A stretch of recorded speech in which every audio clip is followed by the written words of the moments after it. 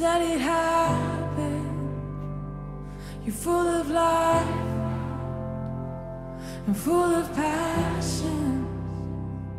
That's how He made you. Just let it happen. You're full of life now, full of passion. That's how He made you. Just let it happen. And He calls each one of us. Que la semana pasada habíamos empezado pues como una serie nueva de predicaciones sobre el tema de la visión de la comunidad, los aspectos más importantes de la visión de la comunidad. Y el sábado pasado hablábamos de la conversión, que yo creo que es uno de los aspectos más importantes de la visión de fe y vida, o por lo menos de los más característicos, o de los que más se habla. Hoy quería hablar del segundo, y yo creo que el segundo, en orden de importancia, es el de la oración. Cuando pensaba que podía hablar esta tarde, pues pensaba cuántas veces a lo largo de los años he hablado del tema de la oración, ¿no? Ya ni me acuerdo, muchísimas veces. Desde hace la tira de tiempo, yo creo que es uno de los temas de los que a mí más me ha tocado hablar, ¿no? Y es un tema, como todos, del que se pueden decir muchas palabras, pues estar ahí hablando de teorías y hablando de... Pero yo quería centrarme sobre todo en la práctica, yo llevo en la oración 40 años y quería compartiros sobre todo desde el punto de vista personal, porque la teoría yo creo que todo el mundo la sabe más o menos, pero yo quería compartiros un poco conclusiones personales que yo he ido acumulando a lo largo de los años, por si a alguien le sirven, Me parece que es la principal aportación que a estas alturas, ya después de hablar tantas veces, puedo hacer. La primera para mí es muy evidente, y es que la oración es la base de todo. Hay muchas teologías, hay muchas maneras de entender la Iglesia, el cristianismo, la fe, lo que tú quieras, ¿no? Hay aspectos que son más relevantes, aspectos que son menos relevantes, pero yo creo que el aspecto fundamental, lo que diferencia a una religión de una ideología, y a veces no es fácil diferenciar a una y a otra, no es nada fácil, es la vida que producen, y la vida que producen en el interior de las personas. Entonces, las ideologías producen ideas, pero no producen vida. No digo que no sean importantes las ideas son importantes. Pero las ideas sin vida, además, son muy peligrosas. Yo cada vez soy más consciente del peligro que tiene la religión cuando se transforma en una ideología y no es una vivencia personal que transforma interiormente. Entonces, la clave de esta transformación es la oración. La oración es lo que hace que una cosa pase de la ideología a integrar la vida de la persona y después a transformar la vida de la persona. Por eso, bueno, como veremos más adelante, el criterio fundamental de la validez de una oración es la transformación que produce en la persona.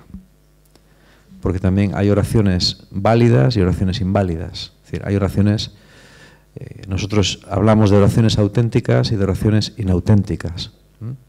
Hay ambas existen. ¿De acuerdo? Hay una anécdota que se cuenta del cardenal Lercaro. El cardenal Lercaro era arzobispo de Bolonia en la época del Concilio Vaticano II y fue uno de los líderes, ¿no? sobre todo del movimiento renovador del Concilio Vaticano II, junto con el cardenal Suenens de Bruselas Malinas, el cardenal Frings de Colonia y alguno más. Y se cuenta que en una reunión de él con sus curas en Bolonia les hablaba precisamente de esto, les hablaba de la importancia de la oración. Y un cura joven le dijo, pero monseñor, es que, mire, yo le voy a contar un poco cómo es mi día. Pues yo me levanto, digo misa, después tengo que ir a visitar a unos enfermos de un hospital, después vengo, después como, después por la tarde la tengo que dedicar al oratorio. Todas las parroquias italianas tienen un oratorio. El oratorio es una especie de... Es que es difícil de explicar, pero es muy importante en Italia, en la sociedad italiana. Es un sitio que tienen las parroquias en donde se juega al fútbol, se hacen muchas actividades lúdicas y ya digo, en Italia es una tradición, los oratorios. No solo ya a nivel de la fe católica, sino en la sociedad. Pues tengo que atender al oratorio, después tengo que rezar el rosario y después tengo despacho, después tal. Dice, llega la noche, ceno, rezo completas, me voy a la cama y dice, es que yo literalmente, ¿dónde quiere usted que saque yo media hora para orar? Yo no puedo orar media hora. Y el cardenal le dijo, sí, no, está claro que tú no puedes orar media hora, tú tienes que orar 1 hora. Tú con la vida que llevas tienes que orar 1 hora. Porque si no, esto es pan para hoy y hambre para mañana. Tú ahora eres joven y sí, durante X años tú puedes llevar esta marcha, ¿no?, de trabajo, de actividad, tal, pero llega un momento en el que si no tienes oración, no vas a saber dónde estás pinado. Bueno, esta es una expresión cántabra, no creo que el cardenal de Ercaro la dijera, ni siquiera sé si en italiano existe, no, seguro que no, o igual sí, no sé. No vas a saber dónde estás. Si no oras, al final te pierdes. O sea, llega un momento en el que te preguntas quién eres y por qué haces lo que haces. Sobre todo cuando llevas una vida muy activa y haces un montón de cosas por la fe, al final llega un momento en el que ya no sabes por qué estás haciendo lo que estás haciendo. Y es en la oración donde siempre encuentras las respuestas a las preguntas de lo que haces en la vida y de por qué lo haces. ¿Vale? En este sentido, lo primero que quiero decir, quiero daros 4 ideas muy simples, ir muy al grano. La primera idea es que la oración es indispensable. Yo no puedo concebir... La oración para mí es la parte más importante de mi vida. Es un poco la que a lo largo de los años ha ido de alguna manera estructurando todas las demás. Quiero decir que puede que un día a lo mejor no ores, no todos los días se puede orar, es que es materialmente imposible orar, pero es igual que comer. O sea, también puedes pasar un día sin comer y bueno, nadie se muere por pasar un día sin comer o sin dormir. Pero llega un momento en el que se convierte en parte de la estructura de uno, en parte de la estructura psicológica, personal, ¿no?, y espiritual, y toda la vida de uno se estructura alrededor de eso. Es un poco la experiencia que tengo. Como dije antes, la oración puede ser auténtica y puede ser inauténtica. Es decir, se planteaba una vez un sacerdote, ¿cómo puede haber tantos sacerdotes que después de celebrar la Eucaristía, ¿no?, con lo que es la Eucaristía, que es supuestamente la oración, vamos, y sin supuestamente, teológicamente es la oración por excelencia, la oración más sublime? ¿Cómo puede ser celebrar tantos años la Eucaristía y a lo mejor no estar convertido, no estar transformado, ¿no? Es una pregunta profunda, ¿no? No hay una gran respuesta. Es igual que la oración. Es verdad que hay gente que ora mucho y no es buena gente. No es gente convertida, no se ve esa conversión, ¿no? El propio Jesús habla de ello en el Evangelio famoso, en la súper famosa parábola del publicano y del fariseo. Es una ilustración perfecta de lo que es una oración inauténtica. Son 2 hombres que van a rezar al templo, unos de la casta espiritual, reputada y prestigiosa de los fariseos, el otro es un publicano, es decir, un sinvergüenza oficial, público. Sin embargo, los 2 oran. El uno ora de pie, los judíos solían orar de pie, el otro ora de rodillas, tirado al suelo, el pecador. El uno, pues, le cuenta una serie de cosas a Dios, el otro le pide perdón, básicamente, y al final Jesús dice que la oración de uno es escuchada y la del otro no. Esto es muy fuerte. Es decir, hay una oración que no es escuchada, no pasa de aquí, y otra que sí. La del malo es escuchada, la del bueno no. Bueno, esta es una ilustración, como todas las de Jesús, que es muy gráfica, muy ad hominem, o sea, muy directa a gente concreta que le está escuchando, intencionalmente, que habla de que hay una oración que no es auténtica. Es decir, incluso de una oración intensa, de una oración con ayuno, de una oración tal, que no vale para nada. Esto es un misterio, es decir, ¿cómo es posible? Yo no lo sé, pero parece ser que esto es posible, ¿no? Quizá en la oración, pues, te buscas a ti mismo, no te quebrantas. Yo creo que la clave está un poco en el quebrantamiento. El fariseo no se quebranta, le dice a Dios, le cuenta a Dios lo bueno que es, reza sus fórmulas, sus tal, pero su vida queda igual. Y dice Dios, uno se marchó a casa con los pecados perdonados y el otro no. El otro no. Bueno, yo creo que la oración transforma a las personas. La oración auténtica, quizás el test del algodón de la oración, es que la oración auténtica transforma a las personas. Quizá no las transforma totalmente. Quizás tú ves a una persona y dices, hombre, este ora mucho, pero ¿qué fallos tiene? Bueno, a lo mejor en ese caso tienes que plantearte cómo sería, cuántos tendría si no orara. Esa es una forma, ¿no? Pero yo creo que en cierta medida la clave del asunto es esa transformación personal. Una oración auténtica te lleva a la reconciliación contigo mismo y con los demás. En menor medida, en mayor medida, pero algo tiene que funcionar. Ese algo es lo que indica que vas en la dirección adecuada. Si no vas en la dirección adecuada, si no produce ningún cambio, igual tienes que plantearte que tu oración y por extensión tu religión no valen para nada. La religión puede ser una enemiga del hombre. Es decir, hay gente que sostiene esto y yo estoy de acuerdo con ello. La religión, como un sistema de creencias, de leyes, de normas o de una forma de entender la vida, puede ser enemiga del hombre cuando no transforma el corazón del hombre. Y entonces cuando pasa eso, tienes las cruzadas, el Estado Islámico, los nacionalistas religiosos estos indios, ¿no? Tienes ya pues, las mayores barbaridades y se cometen los mayores crímenes en nombre de Dios, etcétera, etcétera. Esto es así y ya a estas alturas de la historia lo tenemos más que comprobado. Bueno, esta es una cuestión, ¿no? Es decir, primero, la oración es fundamental porque sin oración no hay interioridad. Y sin interioridad el hombre no conecta con Dios. El hombre que vive en el exterior nunca llega a descubrir su verdadera vocación y su verdadera misión en la tierra. Siempre es alguien perdido. Y la gente más inteligente, aunque no sea a través de la religión, busca de alguna forma la interioridad. ¿Vale? Yo estoy leyendo ahora un libro de Yuval Harari, que es el... ¿Habéis oído hablar del libro Sapiens? ¿No? O Homo Deus. Ese es el segundo, ¿no? Bueno, ahora el tercero es 21 lecciones para el siglo XXI. Y este hombre es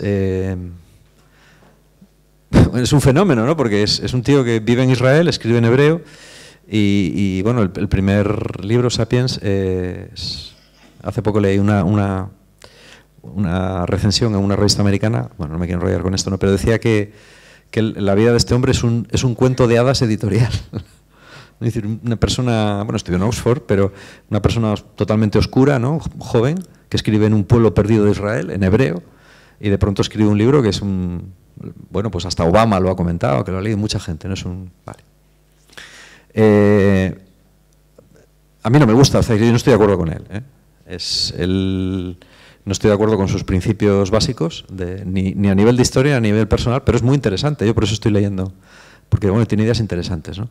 Él habla mucho sobre todo de cómo va a ser la transformación en el siglo XXI, sobre todo él habla mucho de la relación entre política e informática, ¿no? entre la vida de las personas y las nuevas estructuras creadas por la revolución de los Big Data, la inteligencia artificial y un montón de cosas. Bueno, a mí eso es muy interesante.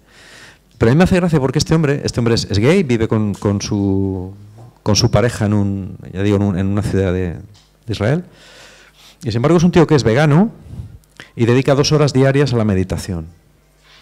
¿eh? Y digo, pues qué interesante, ¿no? A mí este hombre me parece, siendo un materialista absoluto, porque es su doctrina histórica, y aunque él no lo diga, ¿no?, es un materialismo dialéctico de libro. Sin embargo, ves como una persona inteligente. ¿Por qué una persona así dedica 2 horas al día a la meditación, que es una práctica muy costosa? Bueno, pues porque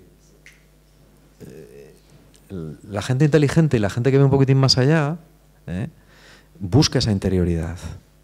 A veces trabajosamente. La meditación es una técnica que hay que currársela mucho, hay que tener mucha paciencia. Bueno, la gente lo hace. ¿Por qué? Porque es fundamental.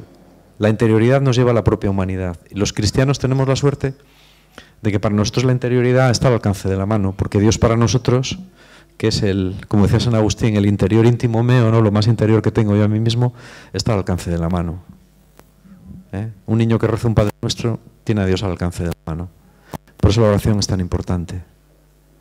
¿Vale? Esa es una cosa. Bueno, otra cosa que creo que puedo decir a estas alturas es que nadie crece sin oración. Yo no conozco a ninguna persona a la que admire, personalmente o espiritualmente, que no sea una persona de profunda oración, a nivel cristiano. ¿Vale?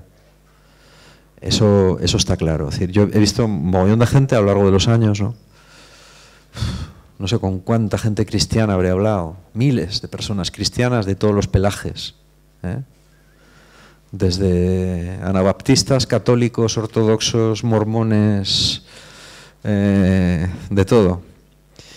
Y al final, la gente que realmente puede transmitirte algo, sea culta o sea inculta, es gente que tiene vida de oración. Puedes ver personas sin mucha cultura, pero con una vida interior impresionante. Entonces, esto parece ser que es otra clave importante. En la vida de la fe no vas a llegar muy lejos si no tienes una vida de oración. Es decir, el desarrollo o la cualidad de tu vida espiritual va a ser equivalente, más o menos, al desarrollo y la cualidad de tu vida de oración. ¿Vale? Este es el tercer punto. El cuarto punto. La oración es una cosa difícil. A mí esto no me lo explicaron, nunca me lo explicaron, ni lo he oído muchas veces en las predicaciones, pero es una conclusión a la que he llegado yo solito. Yo leía hace no mucho el último libro que escribió Jean Vanier, ya con 80 y muchos años, ¿no? Y él decía, con la maravillosa candidez y sencillez que siempre la ha caracterizado, él decía: "Ay, creo que yo no he aprendido a orar todavía". Dice: "Yo esto de la oración", dice, "yo creo que no lo domino". Y lo decía en el libro, ¿no? No, yo creo que todavía no sé. Bueno, yo creo que es muy difícil. No sé por qué es así, pero sé que es así. Es un camino que al principio parece claro, los primeros años, ¿no? Después se hace menos claro y llega un momento en el que cambia por completo. Bueno, yo claro, uno habla desde hasta donde ha llegado él y uno habla de su experiencia. Aquí cada uno pues contará su película, ¿no? Yo, por ejemplo, a estas alturas me identifico cuando tú lees a San Juan de la Cruz, a Santa Teresa de Jesús, etcétera, ¿no? Yo hay cosas que me identifico mucho con ellos y otras que para mí son absolutamente ajenas. Que digo, me estás hablando en chino y no estoy seguro de que sea porque no lo entiendo. O sea, a veces tengo dudas de que es que a lo mejor no es que no lo entienda, es que no es verdad. Con perdón. Es decir, que no es verdad en el sentido de que sea una ley universal válida. Eso de que hay una morada y después otra, y después otra, y después otra, y luego pasa esto, y después pasa esto, y después pasa esto, yo cada vez me lo creo menos. Viéndome a mí mismo, que no sería, pero leyendo muchas experiencias de oración de otra gente. Marcelino Iragui, que es uno de los pocos maestros de oración que quedan por ahí, y que además vive aquí en Cantabria, es un sacerdote carmelita. Él siempre dice que a medida que en la experiencia de él como director espiritual, vamos, yo no me he dirigido espiritualmente con él, he hablado con él un par de veces, pero él dice que la experiencia que él tiene es que la gente, a medida que avanza más en la oración, está más perdida. Bueno, es paradójico, ¿no? Él dice, cuando algún dirigido mío tal me dice, mira Marcelino, no entiendo nada, él le dice, veo que vas entendiendo, puesto que no entiendes, ¿no? Él, bueno, lo explica diciendo que la luz de Dios, a medida que te acercas a ella, es tan cegadora que cada vez ves menos. Cuando hay un poquitín de luz, es como una bombilla, ves bien. A medida que te vas acercando a la bombilla y que la vas mirando de frente, cada vez ves menos, porque ves más la luz. Es el ejemplo que él da. Yo no sé si será verdad o no, no sé, es lo que dice él. Pero lo que sí yo sé es que yo experimento eso. Es una sensación rara, ¿no?, en la cual, que no sé si hago bien diciendo esto, ¿no?, porque al fin y al cabo es mi experiencia y no sé, ¿no? Pero bueno, yo creo que lo que hay que hablar es la verdad, o sea, no, la verdad y nada más que la verdad. Para mí la oración se vuelve cada vez más, a mi edad, se vuelve cada vez más indispensable, más continua y más rara. O sea, cada vez es menos racional, ¿no? Cada vez entiendo menos cómo funciona. No obedece a reglas, no puedes decir si hago esto va a pasar esto, o si hago esto voy a tener más paz, si voy a tener esto no voy a tener menos paz, voy a tener más alegría, no voy a tener más alegría, voy a ver más claro, no voy a ver más claro, ¿no? Es un mundo en el que da la impresión de que no hay camino conocido, no hay regla conocida y no eres tú quien marca esas reglas. Esas reglas están marcadas por otro, ¿no? Y si tú quieres entrar en ese proceso, tienes que entrar en ese juego y aceptar esas reglas. Si no es así, lo dejas. Lo dejas. O sea, si entras en un principio racional, decir, bueno, yo quiero hacer esto para que me pase esto, en la medida que obre más, pues me va a pasar esto, entonces tal, pues esto tiene que ser así, ya sea. No es así. No es así para nada, para nada, para nada. No es algo que tú controles, es un proceso en el que te abandonas. Yo cada vez lo siento más como en mi vida personal, a lo mejor es que lo estoy haciendo mal, a veces me lo planteo, pero no lo sé. Es un proceso como de abandono en el cual otro lleva las riendas y te lleva por donde quiere y por donde no quiere y tú no te enteras, ¿no? Pero sí que una cosa tengo clara y es que esas son las reglas del juego. Si no aceptas las reglas del juego, no hay juego. Quizá por eso entiendo que mucha gente deje la oración, ¿no? O sea, yo me doy cuenta de que mucha gente empieza a orar. Mucha gente ora pues 1 año, 2 años, 3 años, ¿no? Pero yo creo que cuando las cosas empiezan a salirse de los cauces comprensibles, de los cauces lógicos de lo que uno espera, ¿vale? Es como si yo digo, bueno, yo empiezo a ir al gimnasio y sé lo que va a pasar, si todo va bien. Pues cada vez estaré en más cachas y en mejor forma. Yo empiezo a estudiar alemán, o no sé, o gaélico, ¿no? Y hombre, en condiciones normales cada vez voy a ir sabiendo más. Voy a ir aprendiendo más vocabulario y voy a expresarme y a entender mejor. Pero con la oración no es así. Al principio da la impresión de que sí. Yo, por ejemplo, a los 21 años, después de 4 años de vida de oración, pensaba que ya más o menos lo tenía controlado, ¿no? Pero entonces vino un tiempo de 3 años en el que todo desapareció, todo se oscureció, una cosa muy extraña. Luego al cabo de 3 años volvió a aparecer la luz. Pero esos 3 años pasé las de Caín con la oración, ¿no? Me costaba muchísimo. Y a partir de ahí ya más o menos aprendí que no, que esto llevaba otra línea, ¿no? Pero que a la vez, curiosamente, a pesar de que sea incomprensible, raro, difícil, es cada vez más indispensable. Cada vez más, cada vez más. Cada vez más necesario, cada vez más presente. Cada vez más presente. cada vez más demandante, si quieres, ¿no? Esa es mi experiencia. Si a alguien le vale, pues me parece muy bien, y si no le vale, pues que olvide lo que he dicho y ya está. ¿Qué más iba a decir? En cuestiones prácticas, yo creo que la oración está muy relacionada con la psicología de cada uno, ¿no? Está tan relacionada que el hombre nunca sabe si Dios responde o es el mismo quien se responde, ¿no? Esta es una... Y claro, esto es muy, muy fastidioso para la mente humana que quiere certezas, pero es el límite que Dios ha puesto, ¿no?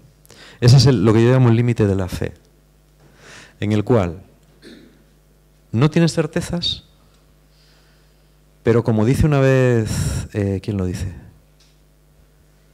Creo que es Carlo Carretto. Carlo Carretto, que fue otro gran maestro de oración italiano, el que escribió Cartas del Desierto. Yo recomiendo mucho sus libros. Este tío era también un grandísimo hombre de oración. Me gusta mucho, ¿no? Y él dice, si Dios no existiera, tanta gente como desde los inicios de la humanidad ha estado delante de una pared, rezando a una divinidad, tanta gente se habría dado cuenta de que eso era mentira. ¿Vale? Como dice la famosa frase de Lincoln que Kennedy repetía, puedes engañar a todo el mundo durante muy poco tiempo o puedes engañar a poca gente durante mucho tiempo, pero no puedes engañar a todo el mundo durante todo el tiempo. Y yo creo que eso es verdad, eso es válido para la oración. Yo cuando leí esto, digo, esto es una frase muy, muy buena. Tú a veces puedes dudar de que hay alguien que te escucha, de que tus oraciones sean escuchadas, de que realmente eso te puede pasar al principio y te puede pasar al cabo de 40 años, eso es así. Pero la diferencia es que al principio puedes dudar de verdad y al cabo de 40 años sabes, de una forma irracional que no puedes ni siquiera explicar, sabes que si realmente fuera un come-cocos tuyo, ¿no? Es decir, algo que tú estás haciendo, un autoengaño, que ahí realmente no hay nadie, sabes que te habrías dado cuenta. Y que mucha otra gente se habría dado cuenta. Pero eso no significa que ese proceso de comunión con Dios se ajuste a leyes y se ajuste a principios que tú puedas conocer y mucho menos manipular en tu propio beneficio. ¿Qué quiero decir con esto? Y ya termino. En ciertos ambientes espirituales, sobre todo carismáticos, pero también de otro tipo, existe un gran providencialismo. Es gente muy centrada en la oración, que emplea mucho tiempo en ella, pero que yo creo que no va a avanzar mucho en ella. ¿Por qué? Porque creen que la oración se reduce a leyes fijas, por ejemplo. Y hay muchos libros, ¿no? Yo durante mucho tiempo leí los libros de Paul Yonggi Cho, La Cuarta Dimensión y tal, que abundan un poco en esa teoría, ¿no? Es decir, tienes que pedirle a Dios directamente. Yo, por ejemplo, quiero un novio, ¿no? Bueno, una novia. Quiero que sea alta, quiero que sea morena, pero quiero que tenga los ojos azules, ¿no? Bueno, mejor uno de cada color, para que sea más original. Quiero que sea sensible, espiritual, profunda y que toque el salterio. Y la voy a visualizar, la voy a pedir, voy a insistir al Señor, ¿no? Yo sé que el Señor me la va a dar, ¿no? Vale, prueba. Hay gente que dice que le ha funcionado y yo digo, joder, qué bien. Yo puedo darte 1.000.000 de ejemplos de que no. Pero si tú me puedes dar uno de que sí, prueba a ver. Prueba a ver. A mí no me parece mal orar así. A mí no me parece mal orar por cosas específicas y tener la fe de que Dios conteste. Dios puede contestar si le da la gana. Si le da la gana. O puede no contestar. O puede contestar exactamente lo contrario. Exactamente lo contrario. Una de mi pueblo, su marido era bailarín. Perdón, que me salgo de la cámara, sí. Era bailarín, Jairo. Andaba por los pueblos bailando por ahí, ¿no? Y bueno, aprovechaba lo que bailaba para beber y no aparecía por casa, ¿no? Y la mujer estuvo rezando durante muchos años al santo, para que le diera una ciática y no pudiera bailar. Oye, y le entró a ella. Y ella siempre decía, ¿ese santo se equivocó? ¿Se equivocó? Ella quedó jorobada, que se no podía andar, y el marido siguió bailando por ahí hasta que fue viejo. Bueno, es verídico, o sea, es un ejemplo verídico, ¿no? Dios puede responder como quiera, ¿no? Es decir, yo sé que ha habido grandes santos como Madre Teresa de Calcuta, cuya vida de oración es absolutamente espeluznante. O sea, es decir, esta mujer vivió en una oscuridad, pero en una oscuridad, si uno lee el famoso libro que hemos hablado más veces, Vense mi luz, que es un libro de una recopilación de cartas que se publicaron 10 años después de su muerte, es un libro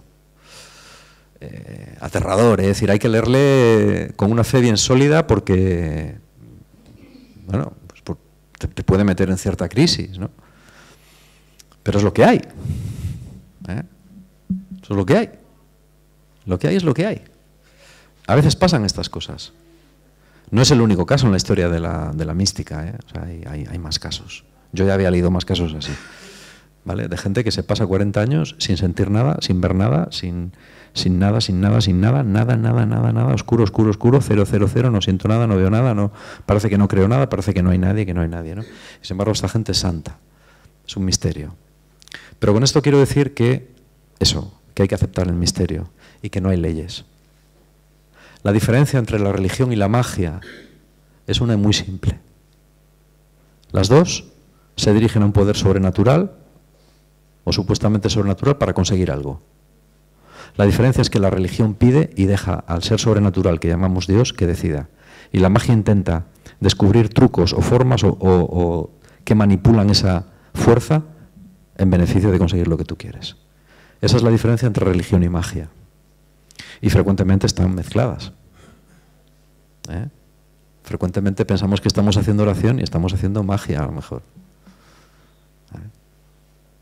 Y claro, esto es terrible. Si dices, no, es que vamos a orar porque alguien se sane. No se ha sanado. Bueno, no, es que no orasteis bien. Uy. ¿Cómo que no oramos bien? ¿Oramos en un idioma que Dios no entiende o qué? ¿Cómo que no oramos bien? ¿Por qué no oramos bien? No, es que no sé qué, no sé cuánto. No, eso ya empezamos en el terreno de la magia. Es que no has hecho los rituales bien. Eso es magia, no es religión. La religión pide, pero acepta el misterio. ¿Es verdad que a veces gente se sana? Sí. Y es verdad que hay muchas más veces que la gente se muere.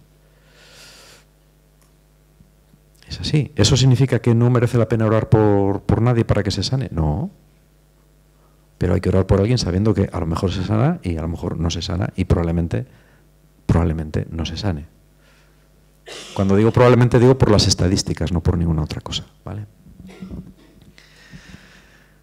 Creo que es importante que todos dediquemos un tiempo a orar. La gente me pregunta muchas veces que cuánto tiempo hay que dedicar.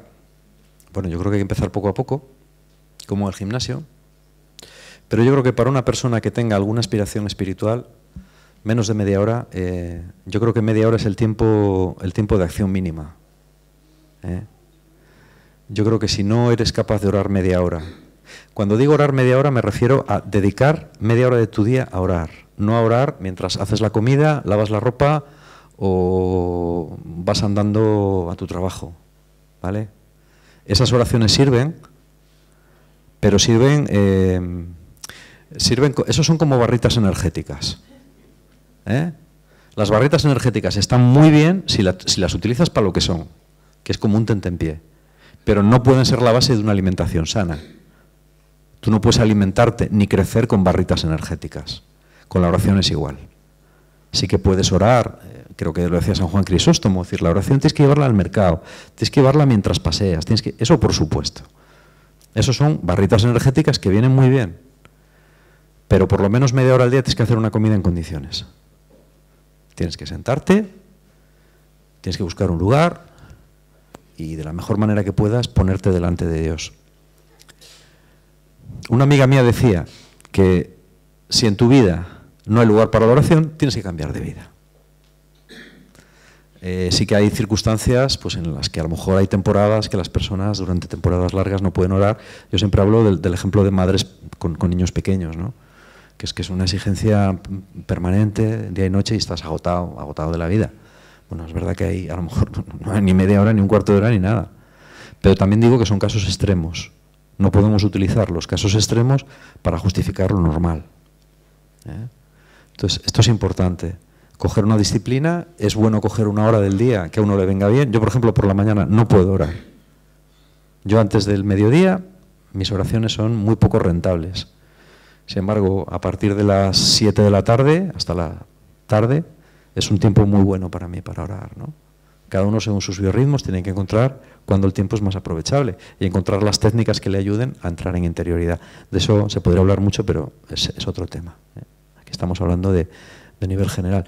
Yo creo que esto es fundamental en la vocación de fe y vida, y yo creo que el Señor nos llama a todos a ser orantes y apóstoles de la oración, ¿vale? Y con esto termino. That's how He made you. Just let it happen. And He called